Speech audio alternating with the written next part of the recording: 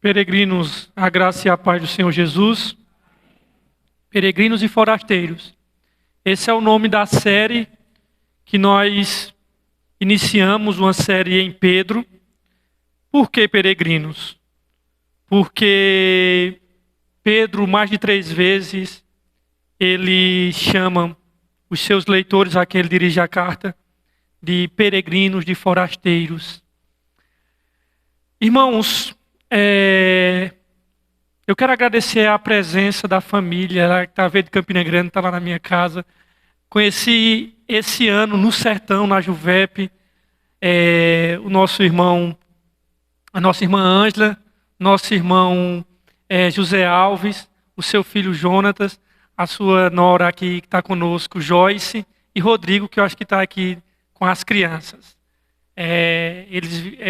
Jonathan e sua noiva veio fazer a prova aqui do concurso. Espero que passe. Se passando, morando aqui, já tem lugar para congregar, viu, irmãos? Fica à vontade. E também nós queremos agradecer mais uma vez a presença de Graça. Graça, fica à vontade, minha querida. Você está voltando pela segunda vez. Satisfação imensa. Também Lana, pela segunda vez vocês voltam. E também a alegria de ter Natan aqui conosco. Natan, fica à vontade, meu querido. Sinta-se em casa, tá? Irmãos, 1 de Pedro, capítulo 2. 1 de Pedro, capítulo 2.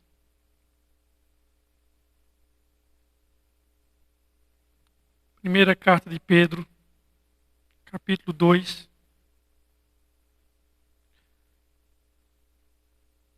Versos 1 ao 3. Nós estamos numa série expositiva, versículo por versículo, na carta de Pedro. E hoje nós entraremos no capítulo 1. Nós iniciamos entraremos no capítulo 2. Nós começamos a estudar o capítulo 1, acho que uma semana antes de junho. Então gastamos o mês de junho todinho, julho quase todo, ou foi julho todo. E agora entraremos no capítulo 2 de Pedro. Tem sido um tempo bom, tem sido um tempo oportuno, relevante, de nós estudarmos a palavra de Deus com mais afinco, com mais denodo e com uma certa profundidade, apesar do nosso limite e das nossas limitações, mas nós temos garimpado, sabendo que as pepitas elas nunca vão se encontrar na superfície, é preciso cavar e nós temos procurado fazer isso. Todos encontraram o capítulo 2 de 1 de Pedro, diz assim a palavra de Deus: portanto, livrem-se de toda maldade e de todo engano, hipocrisia, inveja e toda espécie de maledicência. Como crianças recém-nascidas, desejem de coração o leite espiritual puro, para que por meio dele cresçam para a salvação, agora que provaram que o Senhor é bom. Estamos iniciando o segundo capítulo da primeira carta do apóstolo Pedro. Irmãos, nós aprendemos muita coisa no capítulo anterior, muito com o apóstolo Pedro. Aprendemos sobre vocação cristã, aprendemos que a salvação, logo no segundo versículo dessa carta, nós aprendemos que a salvação é obra do Pai, do Filho e do Espírito Santo. Qualquer dúvida, vocês vão no canal no YouTube, vai ter todo o estudo dos versos 1 e 2. Nós vimos também que a partir do versículo 3 do capítulo 1 até o versículo 12, que forma uma grande perícope, ou seja, aquela porção coesa com começo, meio e fim, nós aprendemos ali sobre a grandiosidade, a grande obra da salvação. E dos versos 3 ao 11, que é um corpo, que é uma perícope que nós chamamos, nós dividimos esses versos 3 até o 12 em 3 sermões. Nós olhamos primeiro dos versículos 3 ao 5 a perspectiva do porvir, onde Pedro pega os nossos olhos e lança lá na frente, mostrando a herança inacessível que não se pode murchar, reservada nos céus para nós, que estamos guardados no poder de Deus. Isso foi o que nós vimos, dos versos 3 ao 5. Depois nós olhamos a perspectiva do presente, quando nós vimos o propósito presente, onde Pedro vai mostrar dos versos 6 ao 9 as provações que nós passamos.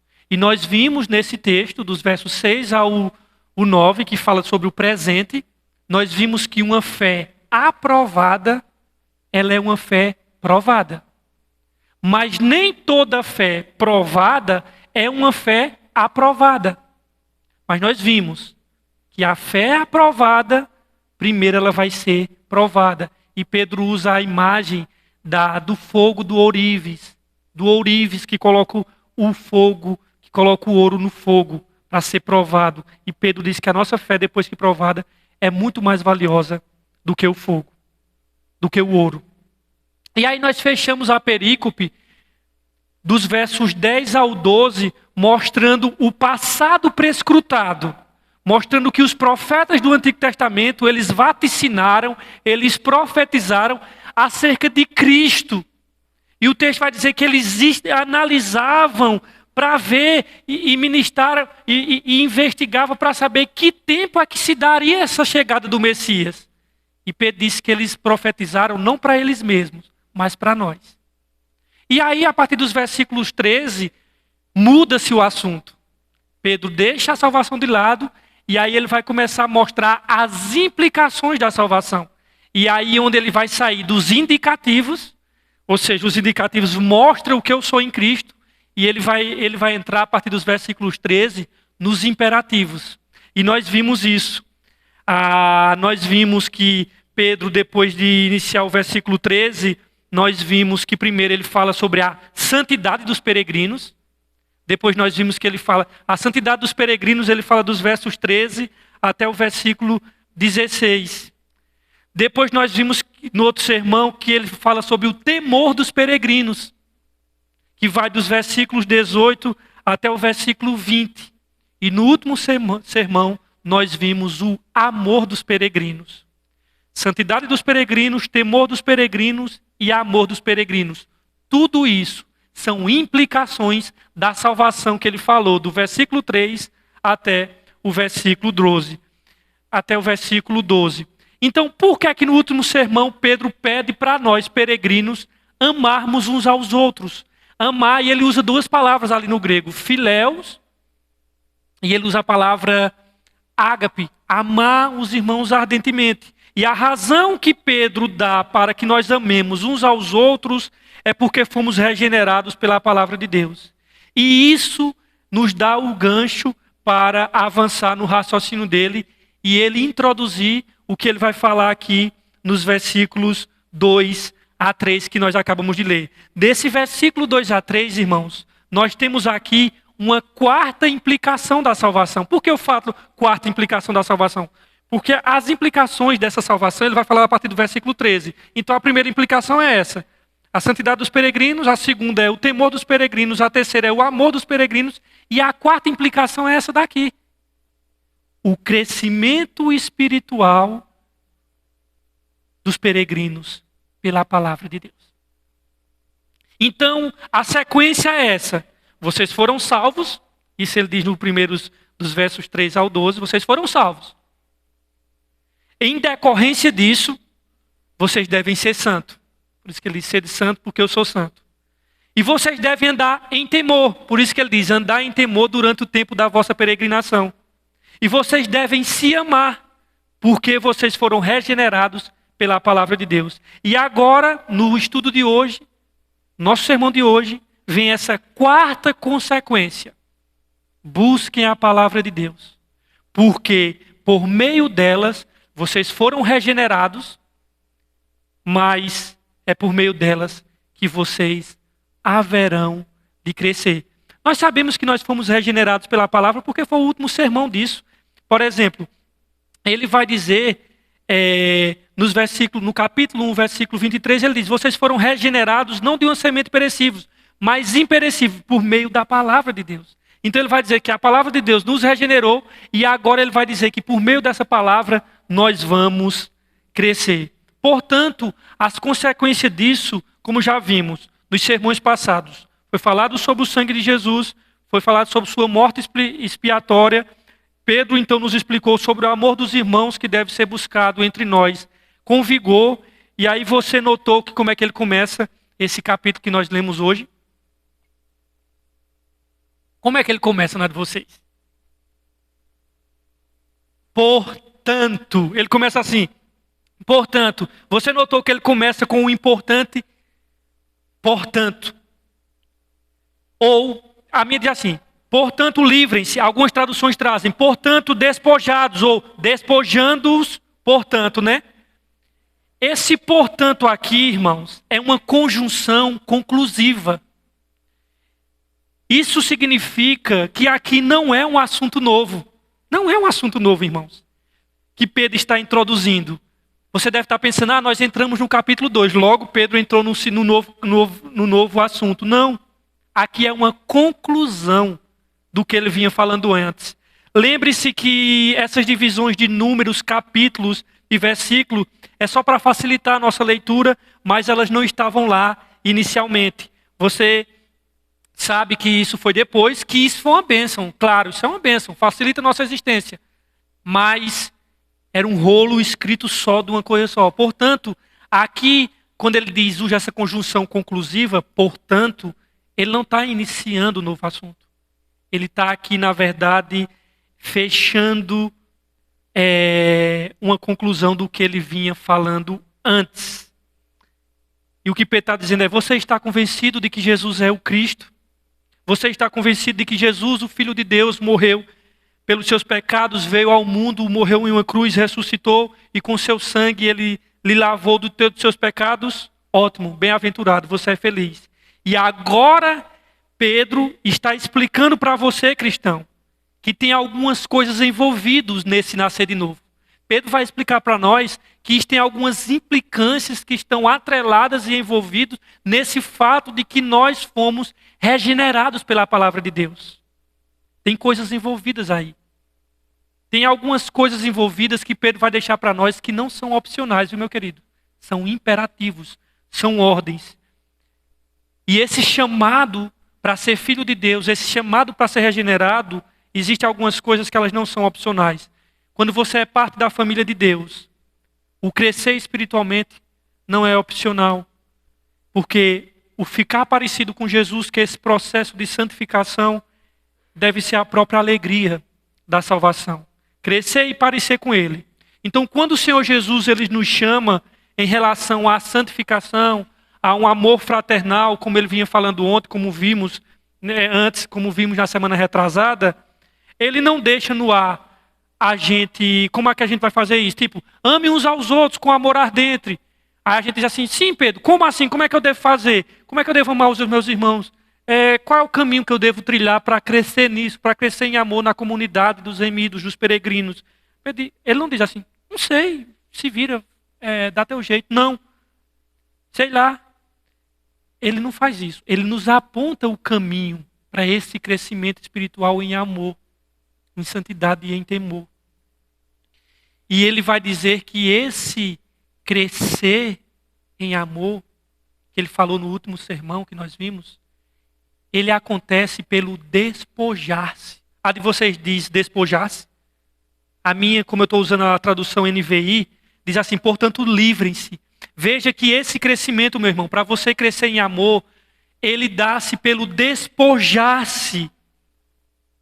E o interessante é que despojar-se de algo é o largar. E o que é despojar-se? Essa palavra despojar, ele também Paulo usa em Efésios. Despojando-se dos velhos homens, revestindo do novo homem. O que é despojar? É muito simples, vocês sabem, é tirar a roupa. Vocês chegam depois de um dia cansativo de trabalho, suado, cansado, aí vocês vão no banheiro, aí tira a roupa de vocês, né? Aí vocês fazem o quê? Coloca ali, guardado na questão que no cesto, e vocês tomam banho, vocês usam aquela mesma roupa suja? Não, vocês pegam uma roupinha novinha e o que é que faz? Vocês vestem aquela coisa. Esse ato de tirar a roupa se chama despojar-se.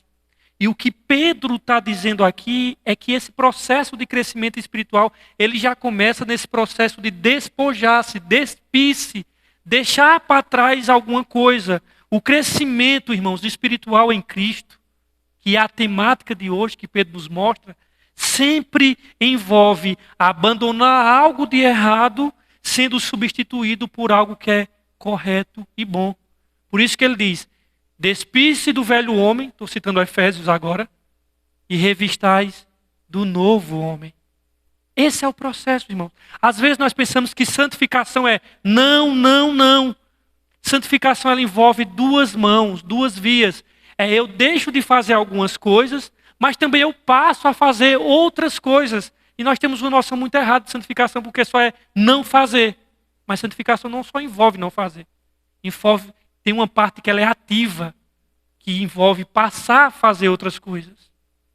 E aí ele diz, a minha diz, portanto livrem-se, a de vocês talvez diga, despojando-se do velho homem e revestir-se do novo, irmão, é de Jesus.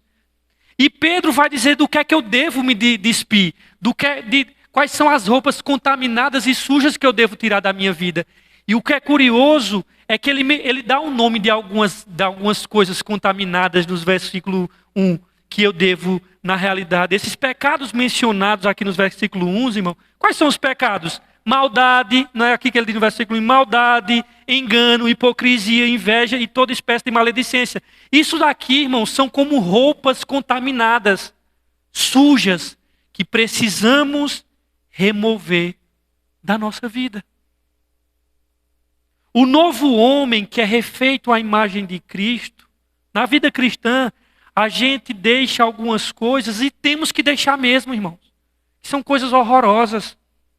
E Pedro está listando aqui no versículo 1 alguma dessas coisas. Ele não está dando um catálogo exaustivo, meticuloso. Ele está listando algumas. Ele não está, entenda bem, ele está sendo exemplificativo, ele não está sendo exaustivo na lista. O novo homem que é refeito à imagem de Cristo, na vida cristã, entenda, irmãos, a gente deve deixar algumas coisas e temos que deixar mesmo. E Pedro lista aqui algumas delas que nós vamos olhar a partir de agora, nesse versículo 1. E lembrando, ele não quer ser exaustivo, mas ele está apontando a direção. Qual é a primeira coisa que ele diz? Qual é a primeira roupa contaminada que eu tenho que me despojar, que eu tenho que me despir? Qual é aquele lista aí? Oi? Malícia, a minha diz maldade. Alguns dizem maldade também. Né? Entenda que maldade e malícia está na mesma ideia aqui, tá? Então, veja bem, o primeiro lugar, a maldade deve ser deixada. Despojando de toda a maldade. O que deve ser deixado de lado aqui, que Pedro está fazendo aqui, é apresentado na forma de um pequeno catálogo de vícios. Pronto. Isso é uma síntese do que Pedro está querendo fazer aqui no versículo 1. Pequeno catálogo de vícios. A maldade e o dolo que ele fala aqui não são compatíveis, irmãos, com a vida nova que nós temos em Cristo. Quem está em Cristo é uma nova criatura, irmãos. Maldade. Irmãos, a gente gosta de ser malvado. Com algumas coisinhas que nós gostamos de nutrir no nosso coração. Claro que a gente também gosta de crescer em santidade e às vezes nós desejamos isso. Mas tem algumas maldadezinhas, algumas perversidadezinhas que a gente gosta e adora mantê-las e alimentá-las. Nós temos uns pecadozinhos de estimação que a gente ama estar alimentando eles ali. Nós sabemos, irmãos, quando ele diz deixa a maldade, a sua natureza e a minha é maligna. Entenda bem, irmãos. Não tem uma visão romântica, não. A sua natureza e a minha é corrompida. E você precisa entender isso, meu irmão. A vida cristã não combina ser marcado pela maldade.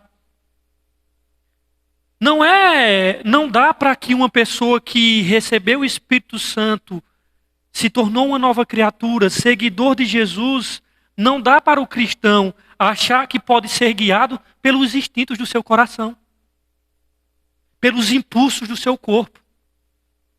Porque são esses instintos, de acordo com a palavra de Deus, eles são malignos por natureza, devido à queda.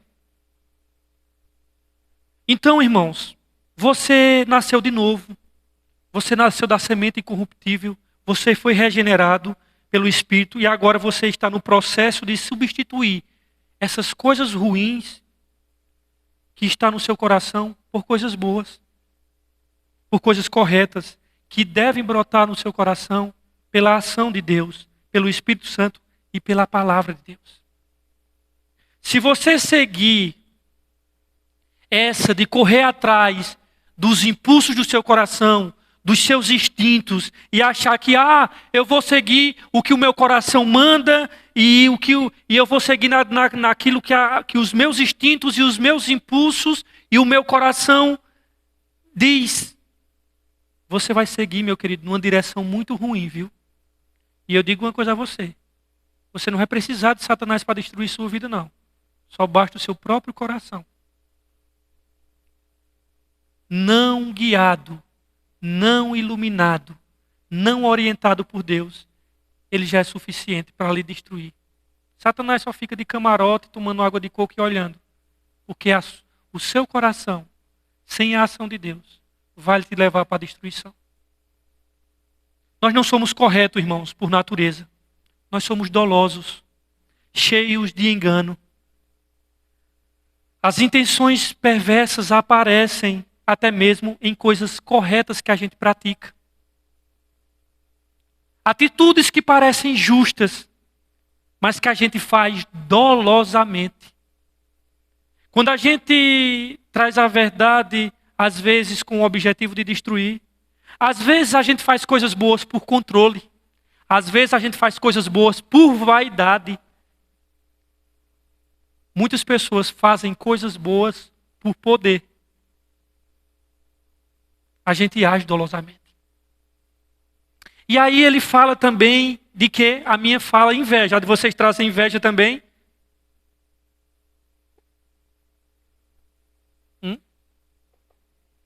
Inveja, né? Eu vou chegar em hipocrisia ainda. Vamos trabalhar a inveja? Saímos agora da maldade. Pedro também coloca nessa lista aqui a inveja. Irmãos, a inveja é terrível. Nós estudamos ano passado a carta do pastor de Jerusalém, Tiago. E Tiago diz: pois onde há inveja e ambição egoísta, há aí toda a espécie de males. Sempre que a inveja aparece, ela gera desarmonia. Sempre que a inveja aparece, ela gera conflito e confusão.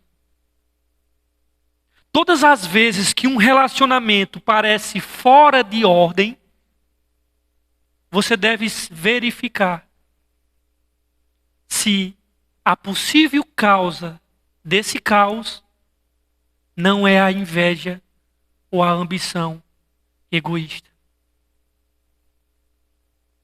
Caim matou seu irmão Abel. Por causa de quê, irmãos? De inveja. Os irmãos de José o venderam como escravo. Os amalequitas que venderam por sua vez eles ao Egito. Por causa de quê? De inveja. Saul tentou matar Davi diversas vezes. Por causa de quê?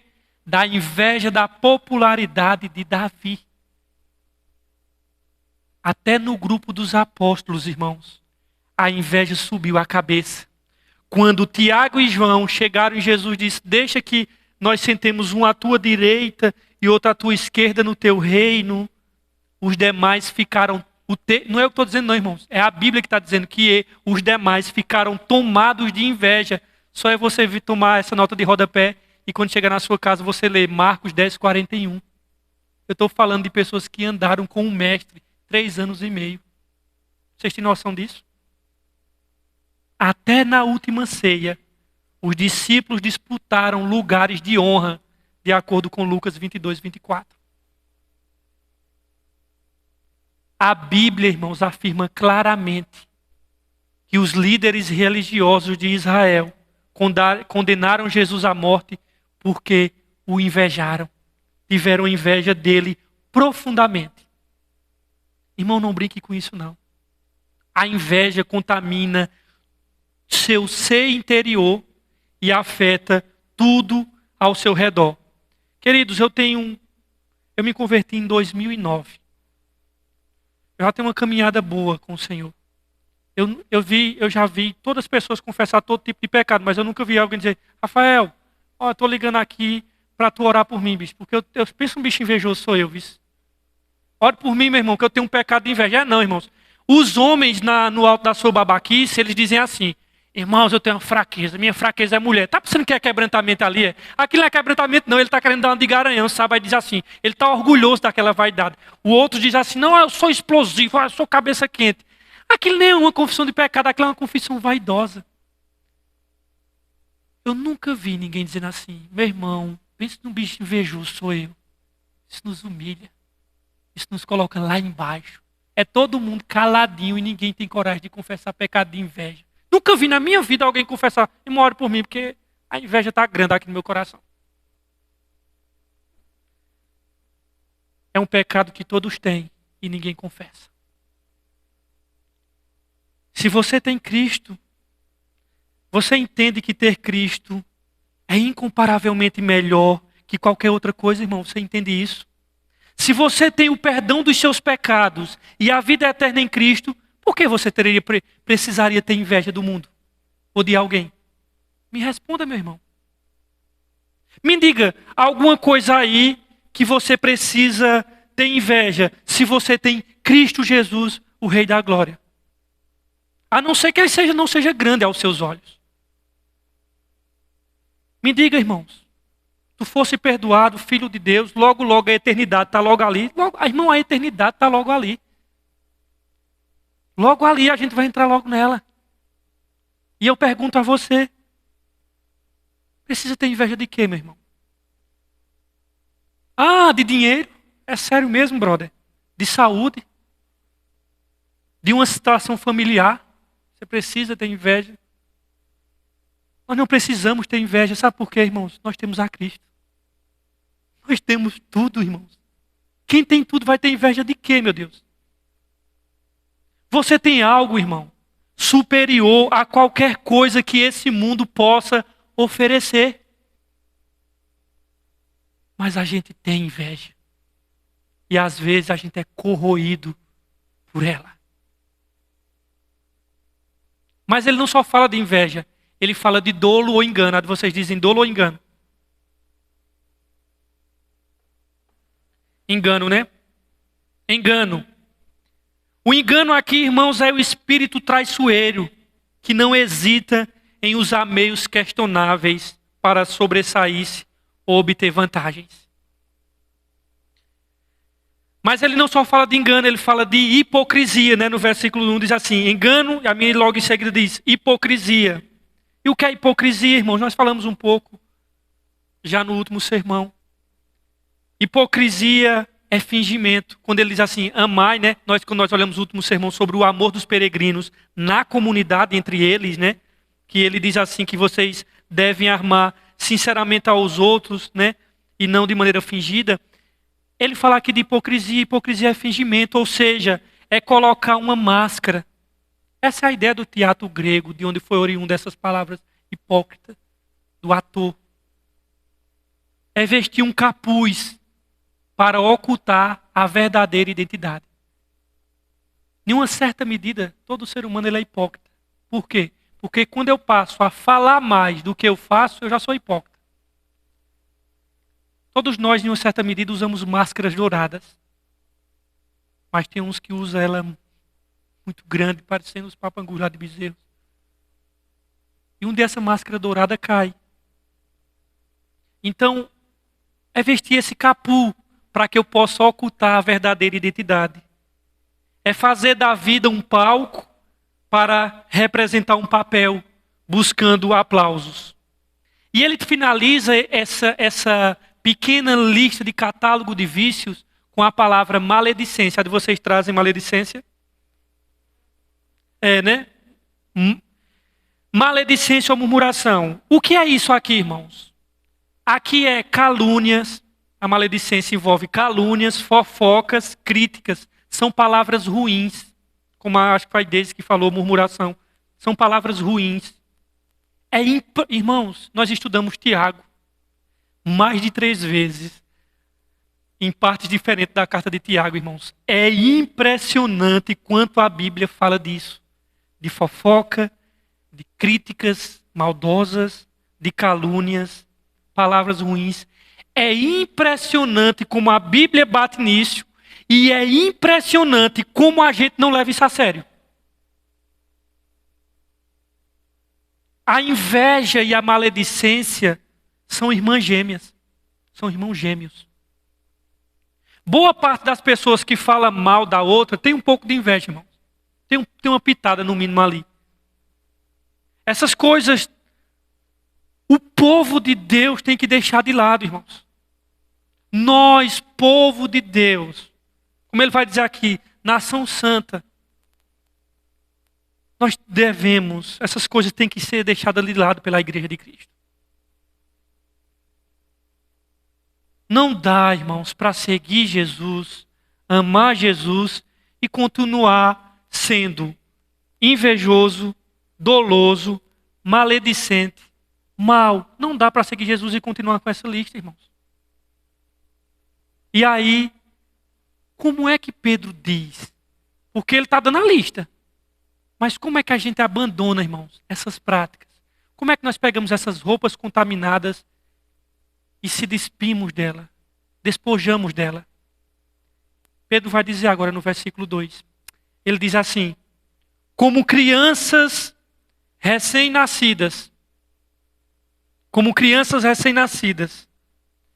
desejem de coração o leite espiritual puro, para que por meio dele cresçam para a salvação. Eu quero destacar, a de vocês diz desejem ardentemente, a minha diz desejo de coração. Afetuosamente, ardentemente ou de coração, né? A minha aqui diz desejem de coração. O que é que ele está querendo dizer aqui? Desejem ardentemente. O apóstolo está explicando aqui como é que se dá isso. Isso o quê? Esse abandonar dessas maldades que nós acabamos de falar do verso 1. Como é que se dá isso? Não são, irmãos, entenda bem, a coisa não está desvinculada. Não são instruções desvinculadas. Pedro não está dizendo assim, olha, deixe isso de lado, deixe essa maldade de lado e tome o leite. Não, ele está dizendo que na medida que eu tomo o leite, essas coisas vão ficando de lado.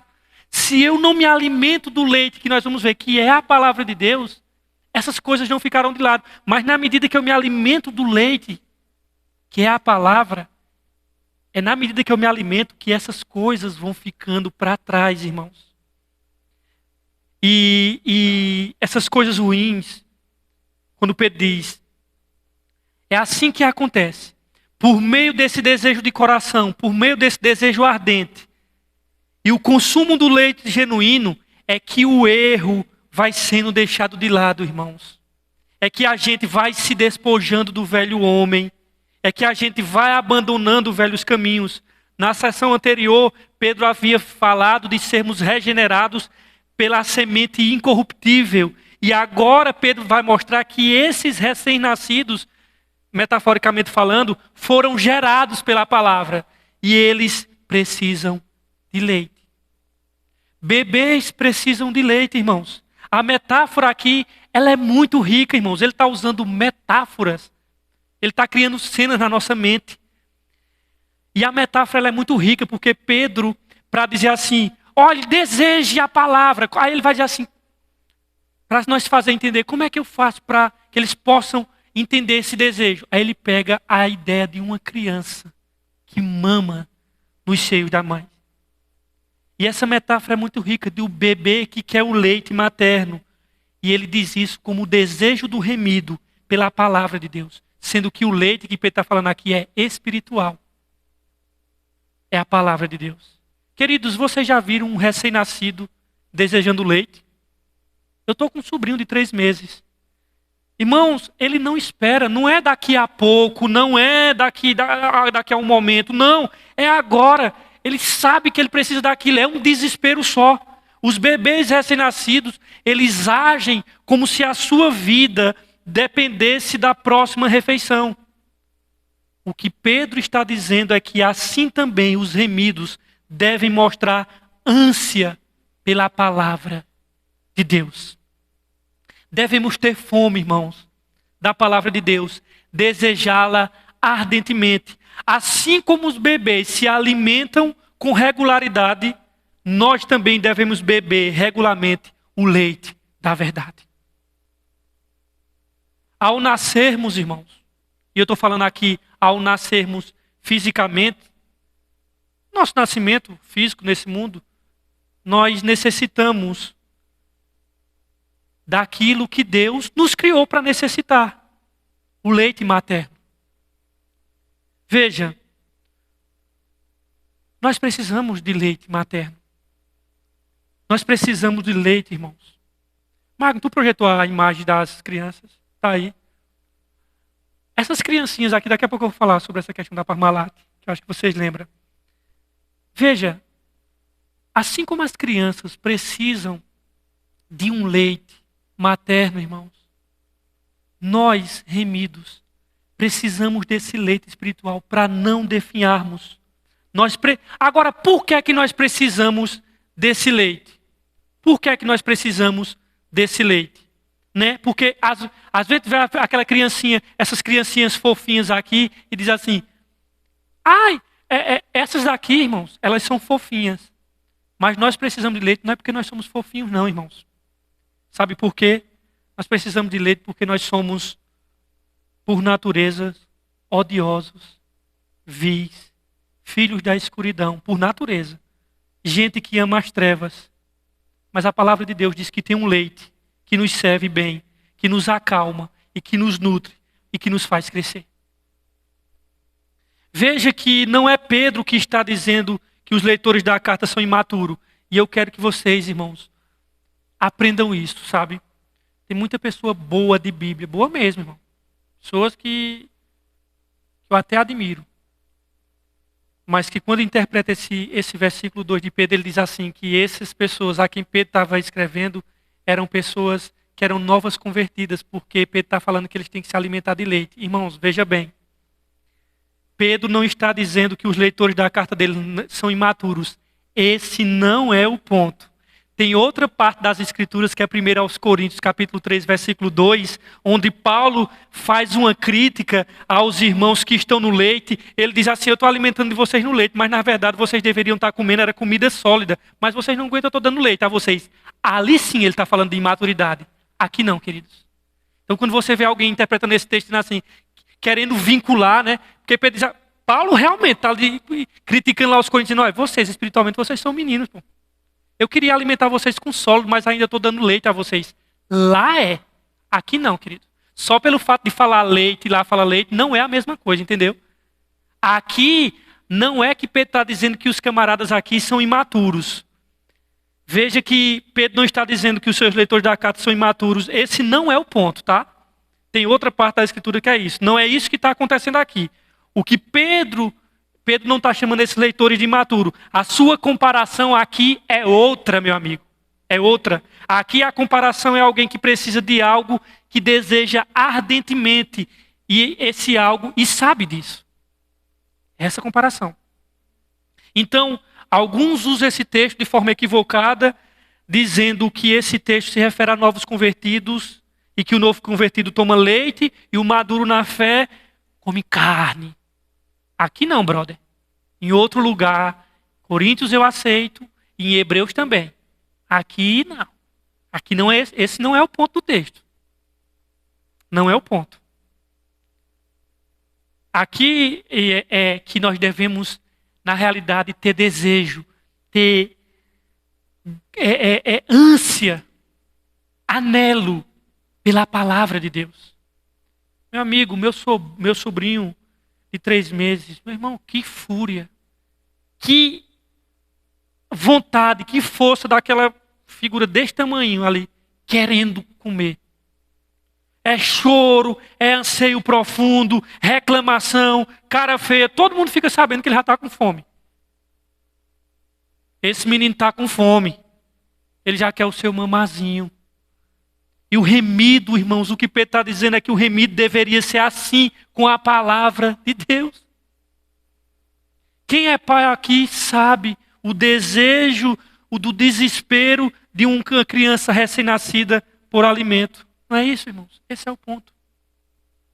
Se for uma criança normal, vocês que é pai, vocês sabem, é de 3 em 3 horas. Se for esfomeado, aí vai ser de 2 em 2 horas. Mas a ideia é, tem um desejo intenso. A ideia é, tem fome. Busca aquilo. De alguém que deseja. Então, ele pensa aqui numa criança recém-nascida. A mãe de um recém-nascido sabe do desespero que uma criança tem. E aí não foi à toa que eu projetei essas imagens aqui. Porque, quem lembra? Eu estou dizendo eu trouxe aqui para a igreja porque eu sei que a igreja, vocês não são tão novinhos assim. Quem lembra da propaganda da Parmalat? Porque somos mamíferos. Era o lema da campanha maravilhosa de marketing dos anos 90. Irmãos, aquilo marcou o imaginário dos brasileiros. Quem lembra aqui? E lembra aqui? Soraya está rindo, lembra? Irmãos, procure no YouTube. Esse comercial ele é muito lindo. O comercial da marca Parmalat, que encheu nossa barriga de gostosuras e encheu a prateleira do Palmeiras de título com o seu patrocínio multimilionário, né? Ao mesmo tempo que era uma propaganda, era uma sequência maravilhosa, irmãos, de crianças pequenininhas vestidas fantasiadas de bichinhos, né? Vocês já disseram que lembra disso. Macaquinho, vaquinha, leãozinho. E a letra, quem lembra da letra? O elefante é fã de Parmalat. O porco cor-de-rosa e o macaco também são. O panda e a vaquinha só querem Parmalat. Assim como a foquinha, o ursinho e o leão. O gato mia, o cachorro late, o rinoceronte só quer leite e Parmalat. Mantenha seu filhote forte, vamos lá. Trate seus bichinhos com amor e Parmalat. No que uma criança linda, maravilhosa e fofa olhava para outra fofa e dizia assim, tomou? Não era? Isso, meu irmão, virou febre aqui no Brasil. Só é procurar no YouTube, irmãos, coloca lá, vai aparecer lá, comerciais. E depois teve outra continuação, envolvendo bichinhos para a linha de iogurte da marca. E o bordão, tomou conta de todo mundo, da boca do povo. Aí os pais fizeram book dos filhos. Naquela época era book dos filhos vestidos, né? Os pais fizeram ensaio fotográfico dos filhos, mamíferos humanos vestidos de mamífero humano. Se você estiver aqui, alguém, se for dessa década, estiver vestido de bicho, manda para mim que eu quero ver vocês de ursinho e de rinoceronte. Eu quero me deleitar, irmão, nesse comercial. Então, na verdade, irmãos, o que Pedro está dizendo aqui é que alguém que deseja, que anseia, alguém que precisa, que fica inquieto pela palavra de Deus, se não tiver o alimento, se não tiver o seu leite. Irmãos, preste bem atenção no que eu vou dizer. Não tem crente que cresça espiritualmente sem Bíblia. Não tem, irmãos. Não tem. Ah, fulano de tal tem 40 anos de crente. Tomou bastante leite nesse tempo. Leu a Bíblia, ouviu a Bíblia, aprendeu Bíblia. Ah, não, mal sabe abrir Lucas ou Marcos. Não é um crente bom, irmãos. Não é um crente maduro. Provavelmente está há 40 anos enroscado com todos esses catálogos de vícios que ele falou no versículo 1.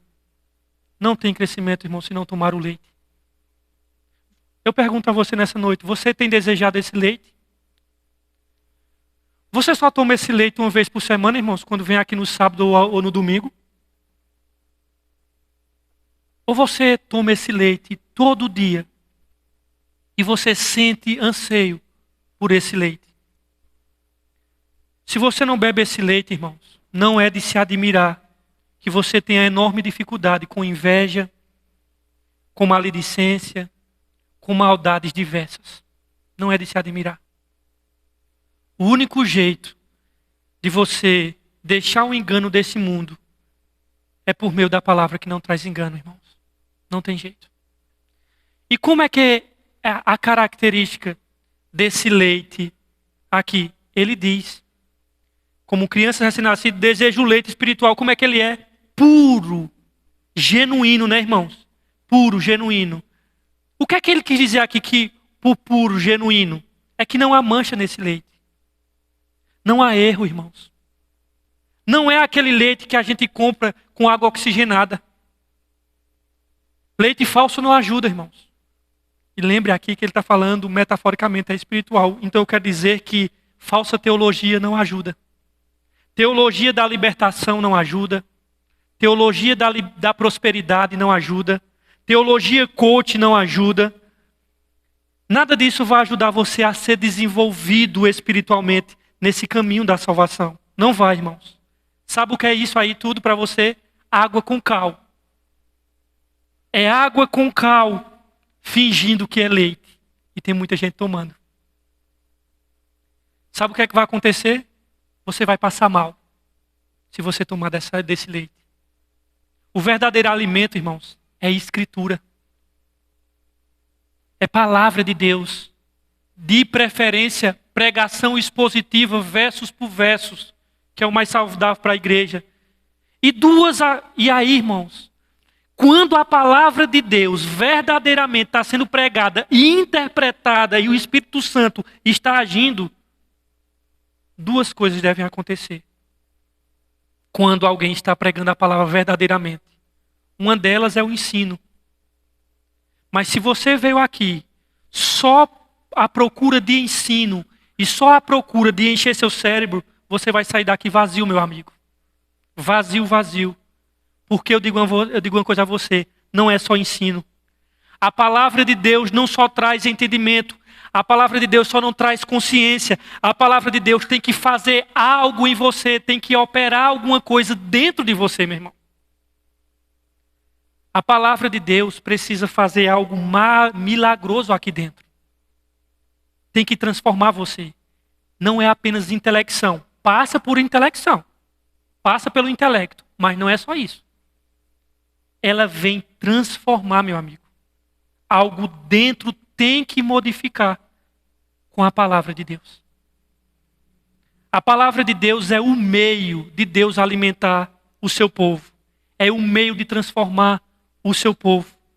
E aí, Pedro vai para o versículo 3, dizendo: agora que provaram que o Senhor é bom.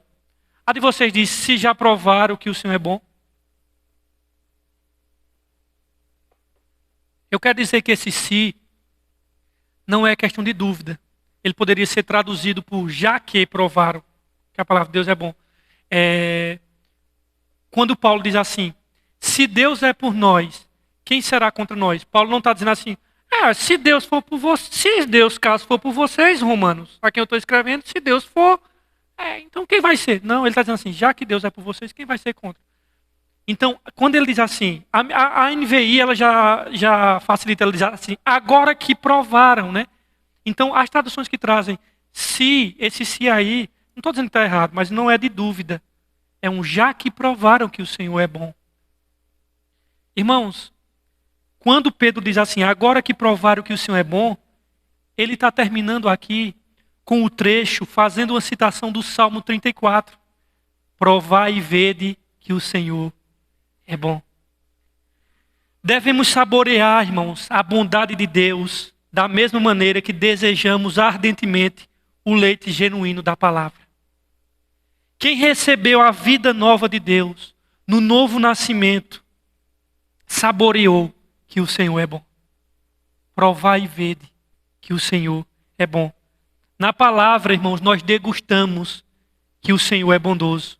E na palavra que nos nutre, experimentamos isso constantemente. Aquilo que já experimentamos da bondade do Senhor deve abrir o nosso apetite para alimentarmos cada vez mais dele.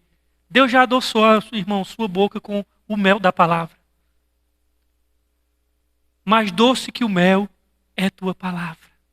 A doçura da comunhão próxima com ele, de intimidade com ele, deve nos fazer temer a ideia de nos afastar do Senhor um dia. Você que está aqui essa noite, irmãos, e se você está aqui essa noite e não experimentou da bondade de Deus, seja porque você não experimentou de fato essa bondade, experimente ela é experimentada pela fé no Filho de Deus. E você vai experimentar algo que nenhuma coisa do mundo pode preencher. O Filho de Deus que veio a esse mundo, viveu e morreu em seu lugar. E a Bíblia diz que todo aquele que crê nele recebe o perdão de pecados e uma nova vida. E ele experimenta que o Senhor é bom. E se você nessa noite, irmãos, aqui remido já, experimentou, você não vai voltar atrás. Eu sei que tem dias, irmãos, que nós estamos fracos espiritualmente. Tem dias que nós nos comportamos igual o povo de Israel do Egito, depois que foi libertado. Ainda a gente olha para trás e fica com saudade do Egito. Eu sei que tem remidos que na caminhada cristã às vezes olha para o mundo e sente uma saudade. Às vezes fica com vontade do mundo. Eu sei que tem dias, irmãos, que nós perdemos o foco. Eu sei que tem dias que os velhos caminhos te chamam tão fortemente que você começa a considerar. Às vezes mais do que alguns dias, né? Mas eu tenho certeza que o Senhor, se tu é remido e o Senhor adoçou a tua boca, Ele não vai parar de adoçar a tua boca, irmão. Ele vai continuar. E a maravilha disso é que as coisas boas desse mundo, que a gente olha, e eu falo de coisas boas que não são necessariamente, intrinsecamente pecaminosas, quando nós conhecemos o Senhor, elas se tornam mais doces, porque elas é recebida em gratidão ao Senhor. Você usa elas não como um Deus, mas você usa ela como dádiva de Deus. Se você já provou que o Senhor é bom, de acordo com o versículo 3, você vai querer deixar algumas coisas para trás que não combinam com essa nova vida. Vai sim, à medida que você provar desse bom leite, que é Cristo exposto nas Sagradas Escrituras. O que é que esse texto nos ensina para nós nessa noite? Porque toda a Bíblia está pedindo alguma resposta nossa. Onde você lê, irmãos, você tem que perguntar, o que é que esse texto espera de mim? O que é que esse texto espera da minha postura diante dele? É aquilo que nós chamamos de aplicação. Lições que esse texto traz para nós. A primeira coisa que esse texto nos ensina nessa noite para nós fecharmos é que a palavra de Deus deve ser central na vida da igreja. Irmãos, igreja sem Bíblia, ela está morta. É encher linguiça. Tudo é importante. Mas o momento central do culto é o momento do ensino da palavra de Deus. Esse é um ponto central, irmãos. Veja bem, Jesus ele ia de sinagoga em sinagoga. Claro que ele pegava na beira da praia. Mas pega a sinagoga judaica e veja o ponto qual é central lá, é o ensino. Portanto, eu quero dizer, irmãos, que existem várias marcas saudáveis de uma igreja. Isso é uma marca saudável. A primeira marca saudável da igreja é a pregação expositiva. Uma igreja ela não pode ser saudável mesmo se ela não tiver o ensino das Escrituras. Outra coisa que esse texto nos ensina é que Deus, sendo soberano e poderoso, onipotente, Deus poderia nos fazer crescer automaticamente. Poderia. Mas como um bebê, falando bebê literal agora, físico, normalmente não, ele precisa crescer, respeitar as etapas, assim também Deus. Da mesma forma que um bebê, se ele não se alimentar do leite, ele vai definhar, assim também Deus estabeleceu as Sagradas Escrituras como um meio de nós nos alimentarmos. Senão nós vamos ficar raquíticos, nós vamos ficar com anorexia espiritual. Definhar e morrer. Assim também o crente, se não for alimentado pela palavra de Deus, ele não vai crescer, irmãos. Nenhum de vocês aqui. Se tiver um filho bebezinho, Henrique tem um filho bebê, vocês não dão, irmãos, leite a ele uma vez por semana, não. Se vocês der leite uma vez por semana ao filho de vocês matam ele. Ele não sobrevive uma semana. Ele morre. Ele morre de fome. O bebê precisa diariamente de leite. Irmão, você não precisa de sábado e de domingo apenas das Sagradas Escrituras, não. Só se você for doido. Você precisa de todos os dias da palavra de Deus, irmão. E fazendo uso da metáfora, a aplicação é mais ou menos isso. Sugere quantas vezes você deve buscar a palavra de Deus. Não é apenas no domingo à noite, no sábado à noite, como hoje, que você vai para a igreja. É todos os dias, durante toda a semana. É isso que vai fazer você crescer. É isso que vai deixar essas coisas ficarem para trás, dessas roupas contaminadas. Sempre nas igrejas bíblicas. E eu quero dizer uma coisa a vocês. Pode tirar da cabeça que nós somos as únicas igrejas bíblicas, viu? Isso é arrogância. Se você acha que a missão é a única que fala a verdade, deixa dessa idiotice, que isso é coisa de gente que não... A cabeça é aqui. Nós não somos detentores da verdade. E nem... Eu estou dizendo isso porque quando eu me converti tinha essa babaquice, né? E será que existe algum lugar outro que prega a verdade assim como nós? Vê que coisa ridícula e nojenta. Pelo amor de Deus, cara. Pelo amor de Deus. Não diz isso não, meu irmão. Mas eu quero dizer aqui o seguinte. As igrejas bíblicas, eu quero dizer a vocês que elas têm como marca a característica da pregação da palavra de Deus. E nós, como crentes na nossa vida, nós devemos ter momentos silenciosos diariamente. De oração e de busca da palavra de Deus. O crente, ele precisa todos os dias tirar momentos para meditar nela e procurar Deus. Orientação, porque é isso que faz com que o crente cresça. Irmãos, vocês sabem que eu sou fã de teologia, gosto de ler bons livros, mas nada substitui a leitura da palavra de Deus. Nada substitui a absorção da palavra de Deus. Existem tantos métodos, irmãos, tantas maneiras para a gente fazer isso. Tem tantos planos de leitura, tem métodos voltados para um relacionamento direto com Deus. Por exemplo, tem um método muito bom para você ler a Bíblia, para você crescer, que é chamado Lectio Divina. Não é lectio contínuo. Lectio contínuo é isso que eu faço pregando. Lectio Divina é você ler uma porção da palavra de Deus e depois você orar aquela porção. Por exemplo, vou dar um exemplo. Ó Senhor, eu quero orar porque eu quero ficar livre da maldade. Acabei de ler aqui. O Senhor tire o engano do meu coração, a hipocrisia, a inveja. Tira a maledicência, Senhor. Eu quero crescer, eu quero beber do teu leite, do leite puro da tua palavra. É você ler e depois que você lê, você orar aquilo que você leu. Isso é chamado de lectio divina. É o único método? Não, é um método que eu gosto. A lectio divina, você lê e depois você ora aquilo mesmo que você leu. E pede para você. Tem a lectio divina, que é uma prática de que você lê um trecho da Bíblia e você ora aquele trecho e você responde a Deus versos por verso aquilo ali. Há outros métodos que ensinam você a ler e perguntar o que esse texto está ensinando. O que é que esse texto está ensinando sobre minha vida? Qual é a promessa que tem aqui? Qual é o pecado que está mostrando aqui na minha vida? O que é que eu preciso se arrepender? O que é que eu preciso crer? Alguém que eu preciso agradecer, por quem eu preciso orar, por quem eu preciso interceder. Então tudo isso é métodos, irmãos, que nós precisamos usar. Aquilo que nós se identificamos mais, mas nós precisamos fazer isso todos os dias para crescer.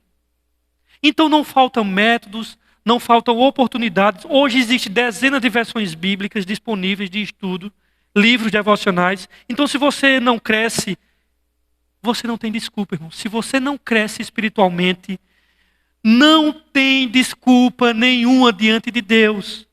É porque você não está aproveitando as oportunidades, você está sendo negligente no seu tempo, você não está dando a devida atenção a esse leite espiritual que é a palavra de Deus, para que por ela você cresça para a salvação.